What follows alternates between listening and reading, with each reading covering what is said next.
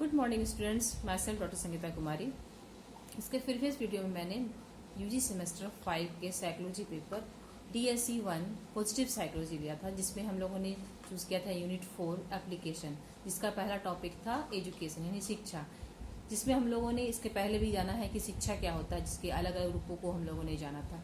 उसके बाद हम लोगों ने जाना था कि नेचर ऑफ एजुकेशन क्या है। इसके बाद हम लोगों ने जाना था कि मानव जीवन में शिक्षा का क्या प्रभाव पड़ता है। उसके बाद हम लोगों ने जाना था कि राष्ट्रीय जीवन में शिक्षा का क्या प्रभाव पड़ता है। इन सभी चीज़ों को जानने के बाद हम लोगों के लिए जरूरी होता है जानना कि शिक्षा कितने प्रकार के होते हैं। ये सबसे इम्पोर्टेंट चीज़ है कि शिक्षा कितने प्रकार के होते हैं।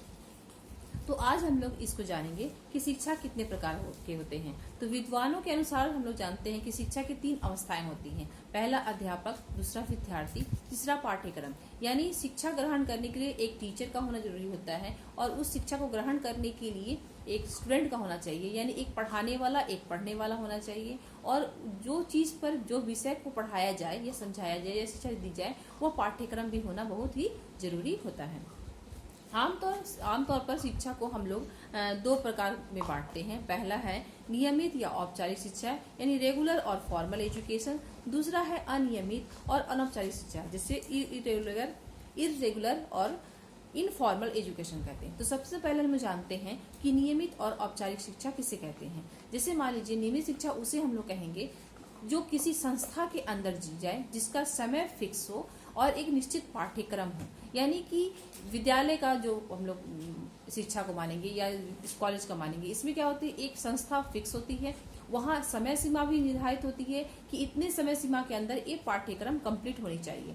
तो ये भी होनी चाहिए और इस तरह की शिक्षा को हम लोग नियमित कहेंगे।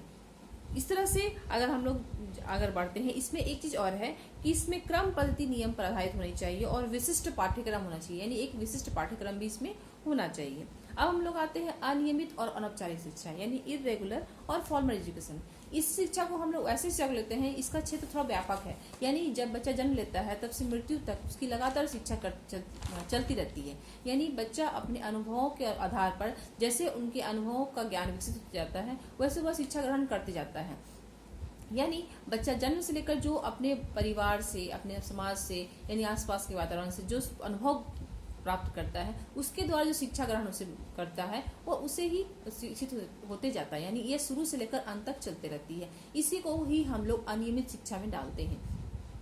इस तरह से इस शिक्षा में क्या होता है कि कोई अनुशासन नहीं होता है, कोई विशिष्ट पाठ्यक्रम नहीं होता है और ना ही किसी में इसमें कोई संख्या निश्चित होती है, ना ही किसी एक जगह फिक्स होती है, यानी कि संस्था के अंतर्गत नहीं होती है, कहीं भी सीखी जा सकती है।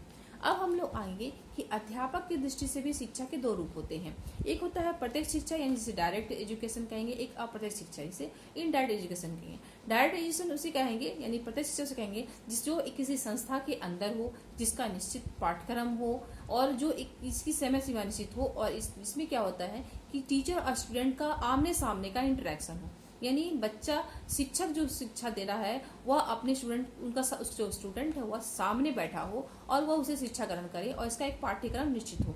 लेकिन कुछ शिक्षा जो होती है वो अप्रत्यक्ष होती है, यानी वो छिपी हुई होती है, उसे बच्चे को ज्ञान नहीं होता है, इसमें किसी संस्था के अंदर भी नहीं होता है, यानी बच्चा अपने आप इसको अनुभव करता है और ग्रहण करता है। तो इस तरह की शिक्षा को हम लोग अप्रत्यक्ष या इनडायरेक्ट एजुकेशन कहेंगे। अब हम लोग आते हैं कि अध्यापन यानी लर्निंग की दृष्टि से शिक्षा को हम लोग 2 भागों में बांटते हैं। पहला है व्यक्तिगत शिक्षा, दूसरा है सामूहिक शिक्षा यानी इंडिविजुअल एजुकेशन या कलेक्टिव एजुकेशन। इंडिविजुअल एजुकेशन में क्या होता है कि व्यक्तिगत शिक्षा में बालक की व्यक्तिगत आवश्यकताओं यानी हर व्यक्ति की अपनी अपनी पर्सनल आवश्यकता होती है, उससे संबंधित जितनी भी शिक्षा वो ग्रहण करता है इसे हम लोग इंडिविजुअल एजुकेशन कहेंगे। लेकिन कभी कभी क्या होता है कि बच्चे को सामूहिक रूप से यानी समाज के प्रति भी कुछ शिक्षा दी जाती है, इसे ही हम लोग कलेक्टिव एजुकेशन कहेंगे। यानी बच्चा सामाजिक वातावरण में अपना किस तरह से समायोजन स्थापित कर सकता है, इस तरह की शिक्षा इसमें आती है। कुछ लोग पाठ्यक्रम यानी कि जो करिकुलम होता है, जो उसका सिलेबस होता है, उसके अनुसार से भी शिक्षा को हम लोग 2 भागों में बांटते हैं। पहला है उदार शिक्षा, दूसरा है व्यावसायिक शिक्षा। तो उदार शिक्षा में आता है लिबरल एजुकेशन और व्यावसायिक शिक्षा हुआ तो आपका वोकेशनल एजुकेशन। तो लिबरल एजुकेशन उसे कहेंगे जिसमें उदार शिक्षा मध्य युग के उदार कला यानी लिबरल आर्ट की संकल्पना यानी कॉन्सेप्ट पर आधारित शिक्षा को कहते हैं। वर्तमान समय में यानी ज्ञान के युग जो अभी का समय हम लोग का चल रहा है, एज ऑफ इनलाइटमेंट के उदारवाद पर आधारित शिक्षा को हम लोग उदार शिक्षा कहते हैं। उदार शिक्षा वह शिक्षा है का दर्शन है जो व्यक्ति को विस्तृत ज्ञान प्रदान करता है, यानी इसमें जो ज्ञान की सीमा है वो विस्तृत होती है तथा इसके साथ मूल्य, आचरण, नागरिक दायित्वों का निर्वहन आदि सिखाती है। यानी वह सिर्फ शिक्षित ही नहीं होता है, उसके अलावा जो और भी उसकी जिंदगी में जितनी भी घटनाएं होती है, यानी उदारवादी घटनाएं हुई या अपना समाज के प्रति जो दायित्व है वो भी उसमें ग्रहण करता है। इस तरह की सारे गुणों को वह सीखता है, उसको हम लोग उदारवादी शिक्षा में लाएंगे। उदार शिक्षा प्रायः वैश्विक और बहुलतावादी दृष्टिकोण देती है, यानी ये सबके प्रति एक जैसा दृष्टिकोण देती है।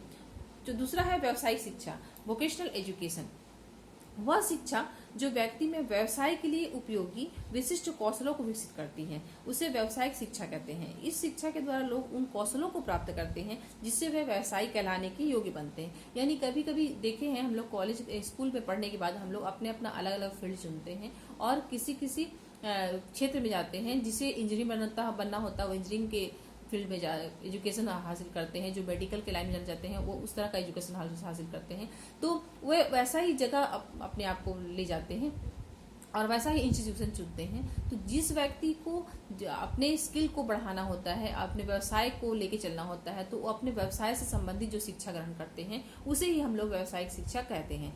इसे हम लोग वोकेशनल एजुकेशन है। इस तरह से हम लोगों ने जाना कि शिक्षा के बहुत प्रकार हैं, अध्यापक की दृष्टि से, आमतौर की दृष्टि से या शिक्षण की दृष्टि से। इस तरह से हम लोग जाना कि शिक्षा के बहुत सारे रूप होते हैं। आज के लिए इतना ही। Thank you.